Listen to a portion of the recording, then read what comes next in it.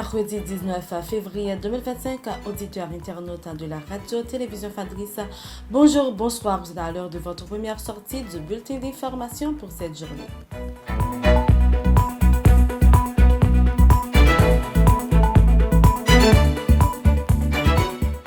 $130 49 pour $1 américain est le taux de référence calculé par la BRH pour ce 19 février 2025.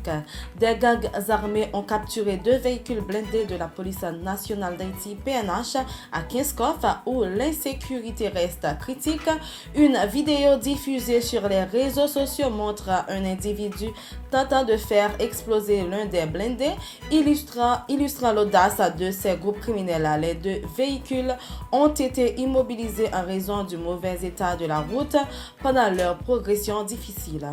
Un mandat d'amener a été émis par le juge d'instruction Lobens Élysée contre l'ancien ministre de la Planification et de la Coopération externe Aviol Fleurin. Cette décision fait suite au refus de l'ex-ministre à une convocation du magistrat. Le mandat a été transmis à la direction centrale de la police judiciaire des CPJ.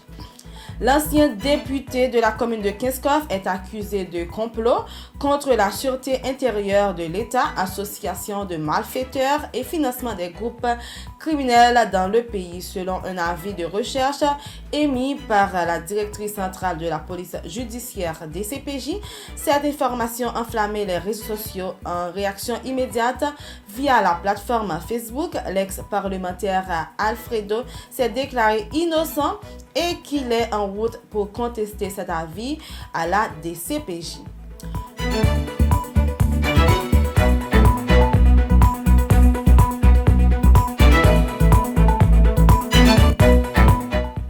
Le DG de l'Administration générale des douanes, Jules Sène, a rencontré Christo Dupouille, représentant du secrétaire général de l'Organisation des États américains en Haïti. Les discussions ont porté sur l'établissement d'une coopération entre la douane et l'OEA. Cette initiative vise à renforcer la lutte contre la contrebande en mettant en place des stratégies plus efficaces.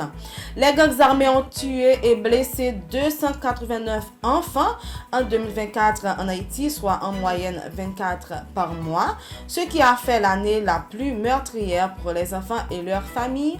Selon l'organisation Save the Children, cette violence incessante détruit la santé physique et le bien mental des enfants. Chantal Sylvie Humboldt appelle les autorités concernées à adopter des mesures visant à protéger les enfants. Elle appelle également la communauté internationale à augmenter d'urgence le financement humanitaire pour Haïti. Sur le plan international,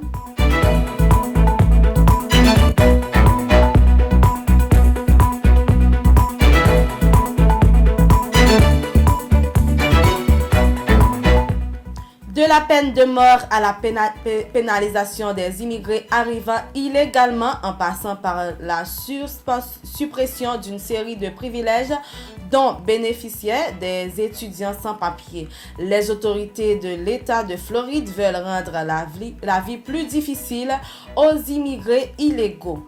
Dans une interview exclusive avec le journaliste créole de VOA, James Pierre, le représentant républicain Mike Lawler, qui représente le 17e district de New York, a appelé au renouvellement du TPS pour les Haïtiens. Environ 11 967 citoyens haïtiens vivant dans le 17e district de New York. Le représentant Lawyer affirme qu'en raison de détérioration et des conditions de sécurité en Haïti, l'administration Trump devrait renouveler le TPS pour les Haïtiens. Au moment où Donald Trump et Vladimir Poutine engagent des discussions sur l'Ukraine qui excluent l'Europe, Emmanuel Macron a accordé un entretien à la presse quotidienne régionale pour expliquer aux Français sa vision de la situation. Auditeurs internautes de la radio-télévision Fadris, c'est la fin de votre bulletin d'information. Merci de l'avoir suivi. C'était avec vous, Vanessa Cédoine.